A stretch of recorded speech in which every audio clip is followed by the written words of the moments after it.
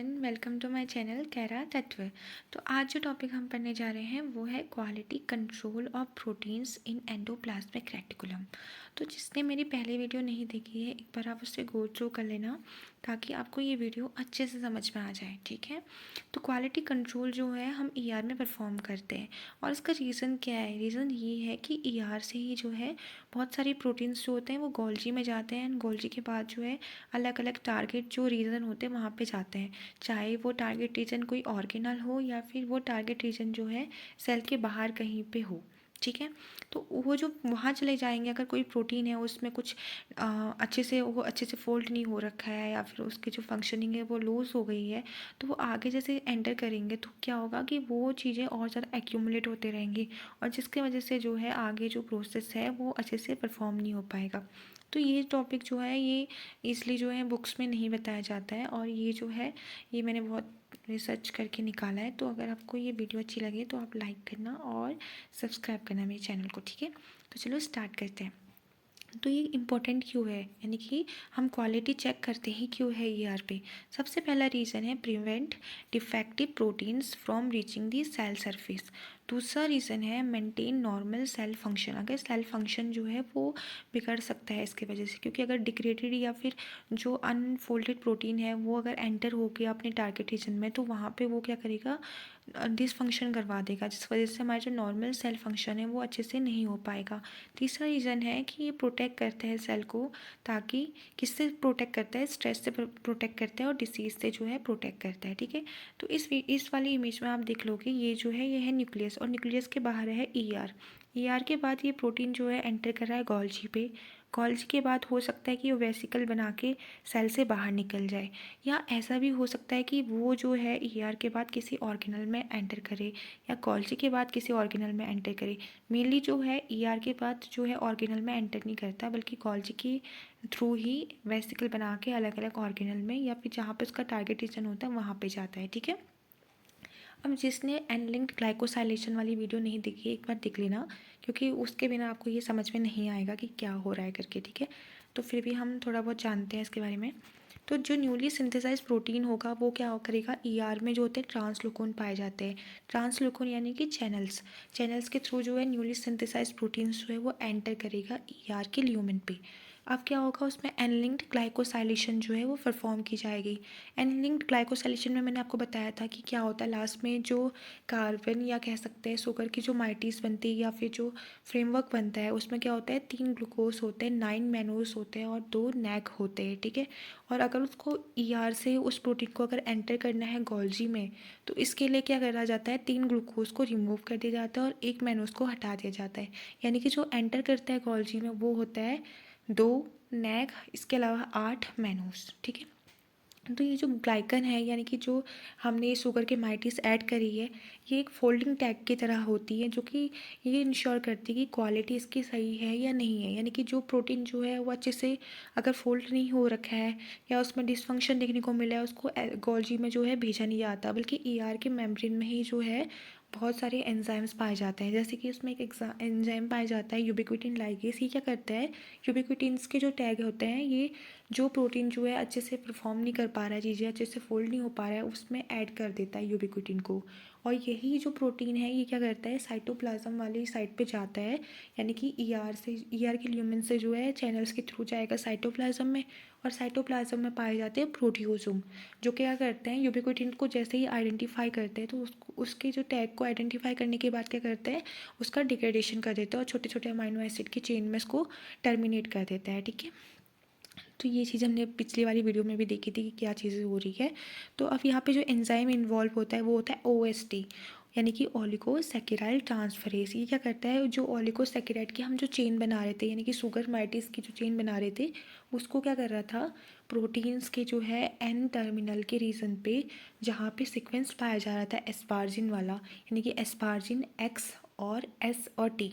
S यानी कि कोई भी सीरीन होना चाहिए या फिर थ्रियोनिन होना चाहिए यानी। ठीक है, तो एन टर्मिनल में जितने भी जगह पे ये वाला जो सीक्वेंस पाया जा रहा था वहाँ पे जाके क्या कर रहा था, इन शुगर के मोइटीज़ को जाके अटैच करवा दे रहा था या फिर इस चेन को अटैच करवा दे रहा था। ठीक है, उसके बाद हमने ग्लूकोसाइडेज के बारे में देखा था। जैसे ही अगर मैंने बताया था ना कि लास्ट में ये चीज़ें बनती है, इसके बाद अगर उसे गोल्जी में जाना होता है तो ग्लूकोज को रिमूव किया जाता है। तो ग्लूकोज को रिमूव जो कर रहा था वो ग्लूकोसाइडेज ही कर रहा था, ठीक है। अभी यहाँ पे मैंने लिखा है ग्लूकोसाइडेज फर्स्ट एंड सेकंड। तो ग्लूकोसाइडेज फर्स्ट क्या करता है, ये सिर्फ एक ही ग्लूकोज को रिमूव करता है, जबकि ग्लूकोसाइडेज सेकंड जो होता है ये क्या करता है, दो ग्लूकोज के मॉलिक्यूल्स को एक साथ रिमूव करता है, ठीक है। अब यहाँ पे हम थोड़ा आगे बढ़ते हैं और कैल रेटिकुलिन साइकिल्स के बारे में जानते हैं, ठीक है। तो क्या होता है कि थोड़ा बहुत जान लेते हैं इसके बारे में पहले। After removal of one glucose, यानी कि ग्लूकोज को जब रिमूव किया जाता है, प्रोटीन बाइंड करता है कैलनेक्सिन एंड कैल रेटिकुलिन के साथ, ठीक है। अब जो देखो यहाँ पे आप कैलनेक्सिन के बारे में देखोगे तो कैलनेक्सिन जो होता है ये मेम्ब्रेन प्रोटीन होता है। ये देखो आपको कैलनेक्सिन दिख रहा होगा, यानी कि ये मेम्ब्रेन से अटैच होने वाला प्रोटीन है। ये चेक करता है जब अगर हमारे जो ग्लूकोज को हम रिमूव करते हैं ना, तो रिमूव करने के बाद जैसे लास्ट में हम एक ग्लूकोज को छोड़ देते हैं, ठीक है। तो एक ग्लूकोज को छोड़ देते हैं मतलब ये नहीं कि गोल्जी में एंटर करने से पहले उसको भी रिमूव किया जाता है, लेकिन उससे पहले एक ग्लूकोज को छोड़ देते हैं और एक ही ग्लूकोज पे जो है वर्क करने के लिए आता है कैलनेक्सिन एंड कैलरेटिकुलिन। अब ये क्या करता है, इस शुगर्स की जो चेन है इसको अच्छे से चेक करता है कि ये अच्छे से अटैच है नहीं है, अच्छे से प्रोटीन फोल्ड है नहीं है। अगर वो प्रोटीन अच्छे से फोल्ड हुआ होगा तो तभी उसको गोल्जी में एंटर करवाया जाता है। अगर वो अच्छे से फोल्ड नहीं हुआ है तो उसको गोल्जी में नहीं भेजा जाता है, बल्कि कैलनेक्सिन एंड कैलरेटिकुलिन क्या करता है, उसमें और ग्लूकोज ऐड करवाता है और उस ग्लूकोज को फिर फोल्ड करने की कोशिश करता है। और जैसे अगर वो प्रोटीन अच्छे से फोल्ड हो गया तो उसको तब जाके ही उसमें से ग्लूकोज को रिमूव करा देगा ग्लूकोसाइडेज, और उसके बाद वो एंटर करेगा, ठीक है। तो ये चीज़ें थी। और कैलरेटिकुलिन की बात करें, ये सॉल्यूबल प्रोटीन है। सॉल्यूबल प्रोटीन यानी कि ल्यूमेन में पाया जाने वाला प्रोटीन है, ठीक है। तो ये दोनों ही जो है ये चैपरोन्स है। चैपरोन्स का काम क्या होता है, फोल्डिंग करवाना, ठीक है। तो ये क्या करते हैं, हेल्प करते हैं कि प्रोटीन अच्छे से फोल्ड हो जाए, ठीक है। फोल्ड में कैसे हेल्प करेंगे, क्योंकि देखो क्या है कि सिर्फ ER में जो है ये ग्लाइकोसाइलेशन ही नहीं होती है, बल्कि इसके अलावा यहाँ पर डाइसल्फाइड बॉन्ड्स जो है वो भी बनते हैं। तो इस तरह से प्रोटीन जो है अच्छे से फोल्ड हो जाता है, ठीक है।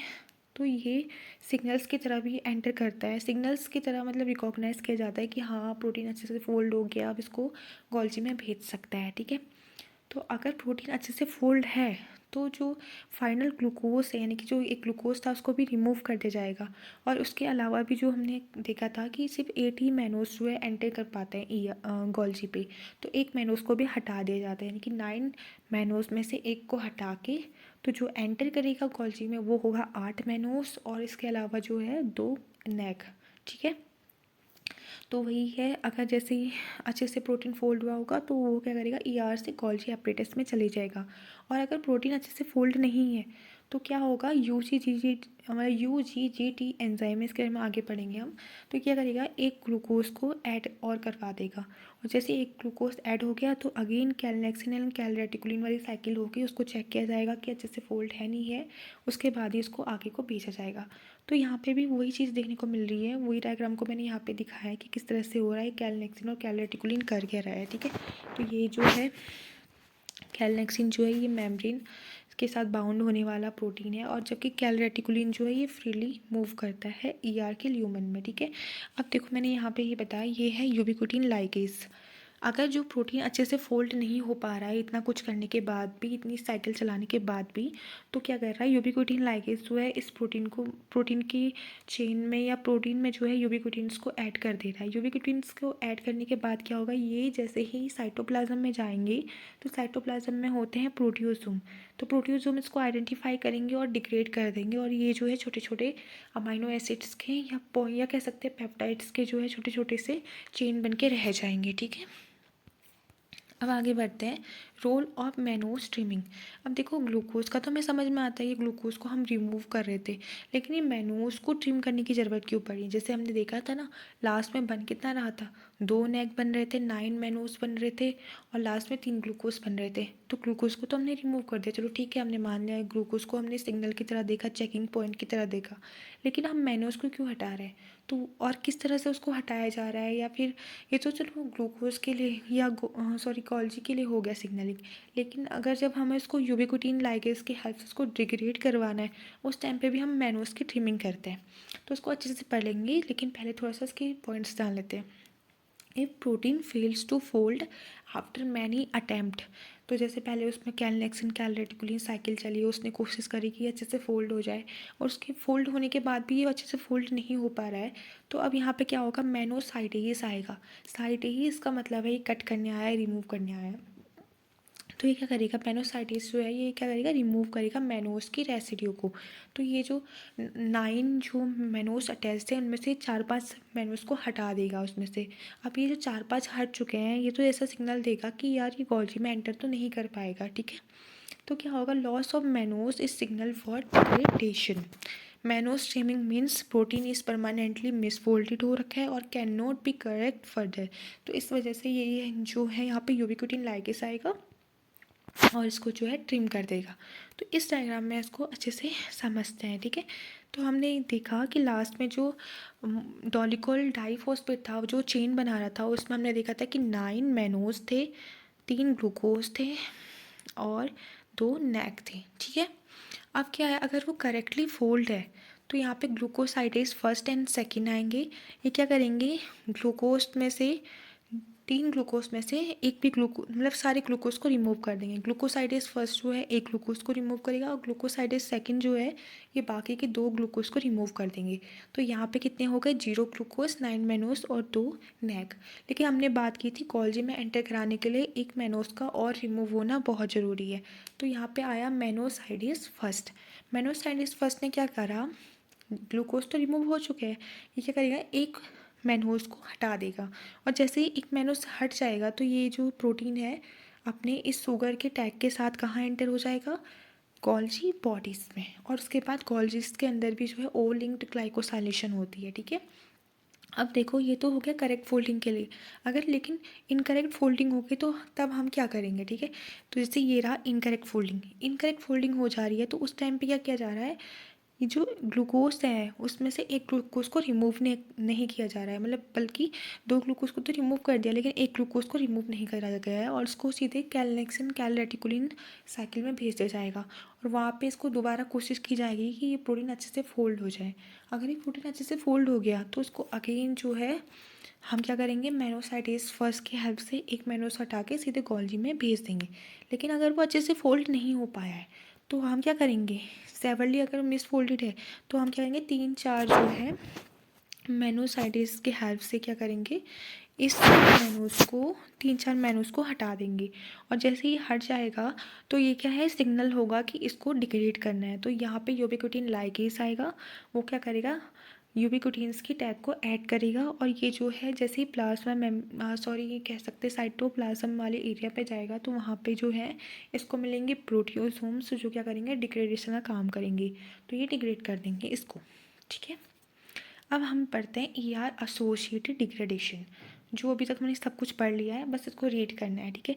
व्हाट इज ERAD, यानी ER का मतलब तो हो गया एंडोप्लाज्मिक रेटिकुलम, ए यानी एसोसिएटेड और D मतलब डिग्रेडेशन। तो ERAD रिमूव करता है मिसफोल्डेड प्रोटीन्स को फ्रॉम ER, ठीक है। क्योंकि देखो अगर ER में से अगर उसको रिमूव नहीं किया जाएगा, उसके अंदर ही प्रोटीन रहेगा, तो क्या होगा, एक्यूमुलेशन देखने को मिलेगा। और इतने सारे प्रोटीन्स जो है जो कि मिसफोल्डेड है, काम के नहीं है, उसको क्यों एक्यूमुलेट करना। अगर इतना एक्यूमुलेट होता रहा तो क्या होगा, धीरे धीरे जो है ER की जो नॉर्मल फंक्शनिंग है वो डिफेक्ट हो जाएगी। और अगर ER ही परफॉर्म अच्छे से नहीं कर पाएगा तो प्रोटीन गोल्जी में कैसे जाएगा और गोल्जी के बाद अलग अलग जगह में कैसे जाएगा, यानी कि पूरा सेल जो है वो एपोप्टोसिस वाली कंडीशन में जा सकता है। तो स्टेप्स बताए गए हैं कि मिसफोल्डेड जो प्रोटीन्स है ये रिकॉग्नाइज किए जाएंगे। इसके बाद जो प्रोटीन है उसको ट्रांसपोर्ट किया जाएगा बैक टू साइटोसोल, ठीक है। फिर यूबिक्विटिनेशन होगी उस पर। उसके बाद प्रोटीन्स जो है डिग्रेड किए जाएंगे प्रोटियोसोम्स की हेल्प से। इसका पर्पस क्या है, पर्पस है कि प्रिवेंट करता है एक्यूमुलेशन ऑफ फॉल्टी प्रोटीन और दूसरा है मेंटेन करता है ER की हेल्थ को, ठीक है। तो ये डायग्राम जो है हमने पिछले वीडियो में भी देखा था कि किस तरह से चीज़ें हो रही है। तो ये आप एक बार उस वाली वीडियो से देख लेना, क्योंकि इसमें अगर आप देखोगे तो आपको ज़्यादा अच्छे से समझ में आएगा कि चीज़ें हो क्या रही हैं, ठीक है। तो ये रहा यूबिक्विटिन लाइगेज, इसके हेल्प से जो है ये जो प्रोटीन है मिसफोल्डेड प्रोटीन ये बाहर जाएगा साइटोप्लाज्म वाले एरिया में और वहाँ पे क्या है, प्रोटियोसोम इसका डिग्रेडेशन करवा देगा। अगर अच्छे से प्रोटीन जो है अच्छे से फोल्ड है तो वो गोल्जी में एंटर कर देगा, और अगर अच्छे से फोल्ड नहीं है तो उसको सही करने की कोशिश की जाएगी कैलनेक्सिन एंड कैलरेटिकुलिन साइकिल्स के थ्रू। अगर फिर भी वो करेक्ट नहीं हो पा रहा है तो उसमें से हम क्या करेंगे, बहुत सारे मैनोज को जो है रिमूव कर देंगे, और वो सिग्नल होगा कि इस प्रोटीन को जाके डिग्रेड करना है। ठीक है, तो अनफोल्डेड प्रोटीन्स का रिस्पॉन्स क्या होगा। ठीक है, अगर जो फोल्ड प्रोटीन नहीं बन पा रहे हैं उसका क्या होगा, when too many unfolded protein accumulate in ER, function क्या होगा, इंक्रीज करेगा चैपरोन प्रोडक्शन। क्यों, देखो चैपरोन्स की तो हेल्प लग रही थी ना यहाँ पे इनको फोल्ड करवाने के लिए, यानी कि कैलनेक्सिन कैलरेटिकुलिन के बारे में हमने पढ़ा, तो क्या कर रहे थे, कोशिश कर रहे थे कि प्रोटीन अच्छे से फोल्ड हो जाए। अगर इतने सारे ऐसे प्रोटीन्स बन जा रहे हैं बार बार जो अच्छे से फोल्ड ही नहीं हो पा रहे, अच्छे से वर्क ही नहीं कर पा रहे हैं, तो क्या होगा, चैपरोन्स की प्रोडक्शन भी इंक्रीज़ करनी पड़ेगी। ठीक है, अगला है slow down protein synthesis. Protein अच्छे से सिंथेसाइज नहीं हो पाएगी, मतलब प्रोटीन जो है गोल्जी में, मतलब सॉरी कह सकते हैं ईआर में तो एंटर हो चुकी है, पर वहाँ पे उसका अच्छे से ग्लाइकोसाइलेशन या और चीज़ें परफॉर्म नहीं हो पा रही है, जिस वजह से प्रोटीन जो है वो ज़्यादा वहीं पे एक्यूमुलेट हो जा रही है, बाहर नहीं जा पा रही है, तो उनका सिंथेसिस अच्छे से नहीं हो पा रहा, आगे का जो वर्क है, फंक्शन जो है प्रोटीन का, वो हो ही नहीं पा रहा है। थर्ड है इन्हेंस करता है डिग्रेडेशन पाथवे। ठीक है, यानी कि डिग्रेडेशन, अब यूबिक्विटिन लाइगेज भी है, वो कितना डिग्रेड करेगा, बार बार डिग्रेड कैसे करेगा वो इतने सारे प्रोटीन्स को। ठीक है, इसके बाद है इफ़ स्ट्रेस कंटिन्यू, अगर स्ट्रेस फिर भी बढ़ता रहा तो क्या होगा, सेल में अंडरगो एपोप्टोसिस। ठीक है, तो सेल जो है वो एपोप्टोसिस में जा सकता है। इसके बाद मैं यहाँ पे कुछ क्वेश्चंस लेके आई हूँ जिसको आप खुद से सॉल्व करोगे और मुझे कमेंट करोगे इस सारे क्वेश्चंस के आंसर। ठीक है, ताकि ये आपका चेक भी हो जाएगा कि आपको कितना समझ में आया टॉपिक। ठीक है, तो चलो स्टार्ट करते हैं। मैं क्वेश्चन पढ़ देती हूँ, आप खुद आंसर खुद लगाना। ठीक है, पहला है N linked glycosylation occurs in. Second question है which oligosaccharide is attached during N linked glycosylation. Third question है calnexin and calreticulin are. Fourth question है removal of mannose residue signals. Fifth question है UGGT enzymes function is to. Six question है ER associated degradation ERAD involves।